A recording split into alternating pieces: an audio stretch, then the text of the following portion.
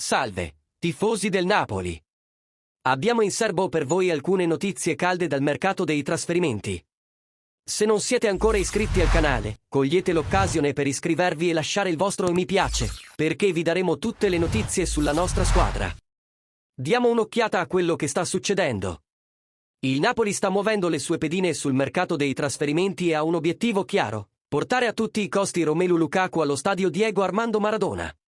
Secondo quanto riportato dal Calciomercato, il Napoli ha deciso di adottare una nuova strategia per assicurarsi l'ingaggio dell'attaccante belga, prima ancora di concludere la cessione di Victor Osimhen. Il piano iniziale prevedeva di offrire al Chelsea 25 milioni di euro per Lukaku. Tuttavia, i Blues chiedono 40 milioni di euro, una cifra che il Napoli sarebbe in grado di pagare solo dopo aver venduto Osimhen. Con lo stallo delle trattative con il PSG per il nigeriano, la situazione si è complicata. La situazione è ancora più delicata perché il Chelsea ha già un accordo per la cessione di Lukaku all'Aston Villa, ma il belga è deciso ad aspettare il Napoli, con cui ha già un accordo personale.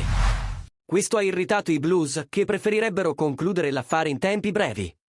Di conseguenza, il Napoli sta accelerando le trattative per non perdere Lukaku. Inoltre, il club ha già ingaggiato i difensori centrali Raffa Marin e Alessandro Buongiorno e il terzino sinistro Leonardo Spinazzola, ma il consiglio d'amministrazione non intende fermarsi qui e sta ancora lavorando a nuovi ingaggi. Cosa ne pensate di questa mossa? Lukaku sarebbe un valore aggiunto per il Napoli? E come vedete la situazione di Osimhen?